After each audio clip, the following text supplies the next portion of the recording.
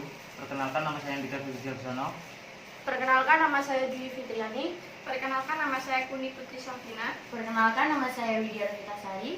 Kami dari kelompok 3 akan menjelaskan tentang materi, subjek, dan objek pajak.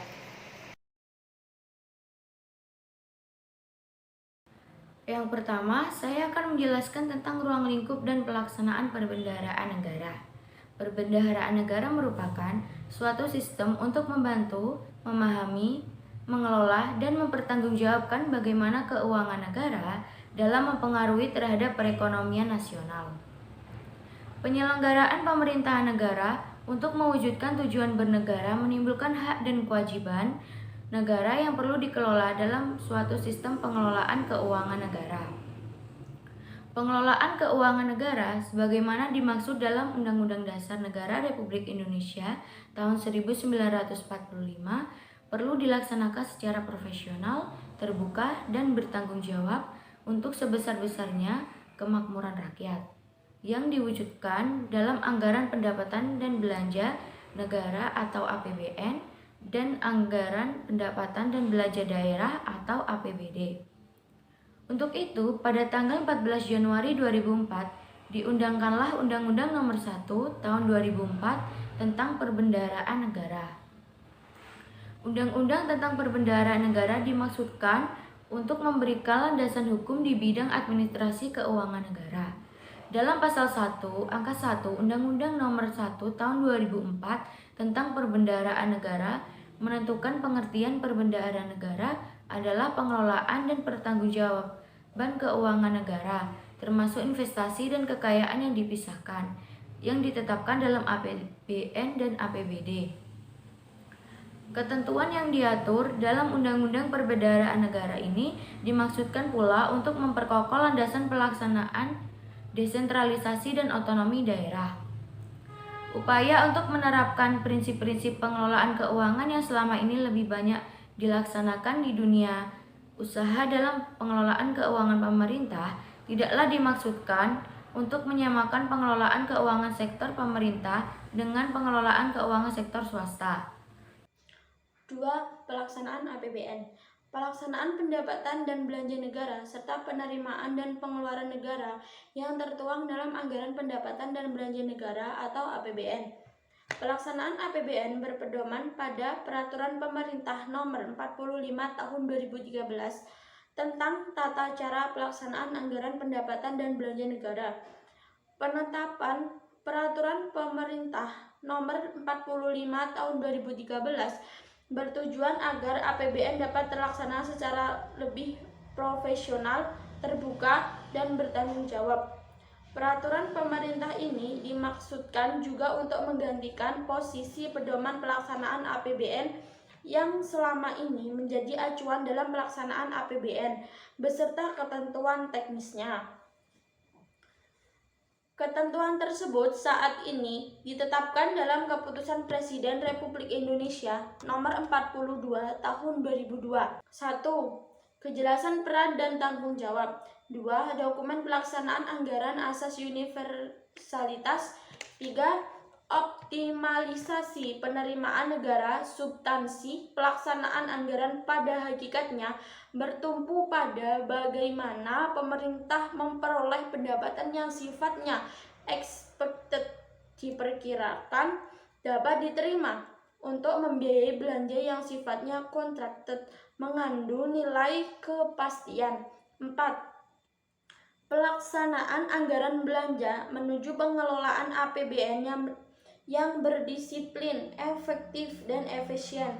Yang kelima, penatausahaan pelaksanaan anggaran. Kali ini aku akan menjelaskan pelaksanaan APBD. Menurut kalian yang Anda ketahui apa sih pelaksanaan APBD?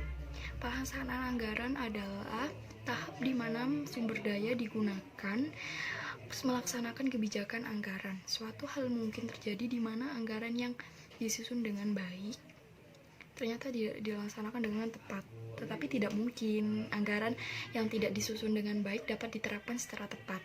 Nah, untuk pelaksanaan anggaran itu sendiri tergantung pada banyak faktor yang terjadi, di antaranya adalah kemampuan untuk mengatasi perubahan dalam lingkungan ekonomi makro dan kemampuan sektor untuk melaksanakannya. Pelaksanaan anggaran melibatkan lebih banyak orang daripada persiapan dan mempertimbangkan umpan balik dari pengalaman yang sesungguhnya. Oleh karena itu, pelaksanaan anggaran itu ada beberapa hal, yaitu menjamin bahwa anggaran akan dilaksanakan dengan sesuai wewenang yang diberikan baik dalam aspek keuangan maupun kebijakan. Nah, yang kedua, menyesuaikan pelaksanaan anggaran dengan perubahan ekonomi makro.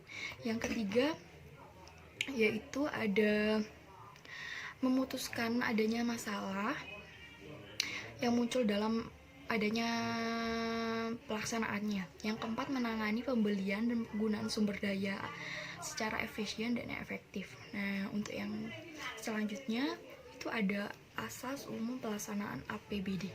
Apa sih asas pelaksanaan APBD itu? Nah, pelaksanaan APBD dimulai dengan uraian tentang asas umum. Dengan uraian tentang asas umum pelaksanaan APBD yang mencakup satu, bahwa semua penerimaan dan pengeluaran daerah dalam rangka pelaksanaan urusan pemerintahan daerah harus dikelola oleh APBD. Yang kedua, setiap SKPD yang mempunyai tugas memungut dan atau menerima pendapatan daerah wajib lapor mungut berdasarkan ketentuan dalam peraturan perundang-undangan. Yang ketiga, yaitu ada dana yang diterima oleh SKPD tidak boleh langsung digunakan untuk membiayai pengeluaran, namun kecuali diketentukan oleh peraturan perundang-undangan. Nah, untuk yang keempat itu ada penerimaan SKPD berupa uang atau cek harus disetorkan ke rekening kas umum daerah paling lama 1 sampai 5 hari kerja. Jumlah belanja daerah yang dianggarkan dalam APBD merupakan batas tertinggi untuk setiap pengeluaran belanja. Dokumen pelaksanaan anggaran KPD. Dalam dokumen ini mencakup 4 hal. Yang pertama, menyiapkan dokumen pelaksanaan anggaran atau DPA. SKPD, rancangan dokumen pelaksanaan anggaran SKPD harus diberitahukan kepada semua kepala SKPD oleh penjabat pengelola keuangan daerah paling lama 3 hari kerja setelah peraturan daerah tentang APBD ditetapkan. Yang kedua, pelaksanaan anggaran pendapatan daerah. Ketentuan-ketentuan yang harus diperhatikan dalam pelaksanaan anggaran pendapatan daerah ialah: yang A, semua pengelolaan terhadap pendapatan daerah harus dilaksanakan melalui rekening kas umum daerah. Yang B, setiap pendapatan daerah harus didukung oleh bukti yang lengkap dan sah. Yang C, setiap satuan kerja yang memungut pendapatan daerah harus mengidentifikasi pemungutan pendapatan daerah yang menjadi wewenang dan tanggung jawabnya. Yang D, setiap satuan kerja SKPD tidak boleh melakukan pemungutan selain dari yang ditetapkan dalam peraturan perundang-undangan. Yang E, pendapatan daerah juga mencakup komisi rabat, potongan, atau pendapatan lain. Yang F, semua pendapatan dari dana perimbangan dan lain-lain pendapatan yang sah dilaksanakan melalui rekening kas umum daerah dan dicatat sebagai pendapatan daerah. Yang ketiga, pelaksanaan anggaran belanja daerah. Setiap pengeluaran untuk belanja daerah atas beban APBD harus didukung dengan bukti yang lengkap dan sah. Bukti-bukti tersebut harus mendapat pengesahan dari penjabat yang berwenang dan bertanggung jawab atas kebenaran material yang timbul dari penggunaan bukti tersebut. Yang keempat, pelaksanaan anggaran pembiayaan daerah. Sesuai dengan Permendagri nomor 13 tahun 2006 pasal 137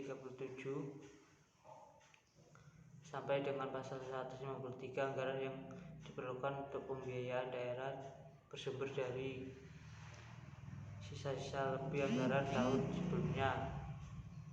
Dana cadangan adalah dana yang disisihkan guna mendanai kegiatan yang memerlukan dana yang relatif besar dan tidak dapat dipenuhi dalam satu anggaran. Yang C, investasi menurut ketentuan dan Permendagri Nomor 13 Tahun 2006. Yang dimaksud dengan investasi adalah penggunaan aset untuk memperoleh manfaat ekonomis seperti bunga dividen, royalti, manfaat sosial, dan atau manfaat lainnya, sehingga dapat meningkatkan kemampuan pemerintah daerah dalam rangka pelayanan kepada masyarakat. D, pinjaman daerah dan obligasi. Pinjaman daerah adalah semua transaksi yang mengakibatkan daerah menerima sejumlah uang atau menerima manfaat yang bernilai uang dari pihak lain sehingga daerah dibenahi kewajiban untuk membayar kembali pinjaman tersebut. E, piutang daerah. Piutang daerah adalah jumlah uang yang wajib dibayar kembali kepada pemerintah daerah dan hak pemerintah yang dapat dinilai dengan uang sebagian akibat perjanjian atau akibat lainnya berdasarkan peraturan perundang-undangan atau akibat lainnya yang sah. Baik Mbak Dwi, dalam analisis kebijakan fiskal diarahkan menjadi 4 sasaran secara umum. Itu apa saja? Baik, saya akan menjawab pertanyaan Mbak Uni. 4 sasaran secara umum kebijakan fiskal itu: yang pertama, menciptakan stimulus fiskal. Guna untuk menciptakan stimulus fiskal dengan sasaran penerimaan manfaat yang lebih tepat. 2. Memperkuat basis penerimaan. Upaya memperkuat basis penerimaan ditempuh melalui perbaikan administrasi dan struktur pajak. Yang ketiga, mendukung program rekapitalisasi perbankan. Upaya untuk menunjang program rekapitalisasi dan menyehatkan perbankan dilakukan dengan memasukkan biaya restrukturisasi. Yang keempat, mempertahankan prinsip pembiayaan defisit. Yang pemerintah tetap mempertahankan prinsip untuk tidak menggunakan pembiayaan defisit dan pemerintahan tetap mengupayakan pinjaman dari luar negeri. Baik Mbak Dwi, terima kasih atas jawabannya. Ya. Sekian penjelasan materi dari kelompok kami. Apabila ada kekurangan atau kesalahan, mohon dimaklumi. Wassalamualaikum warahmatullahi wabarakatuh.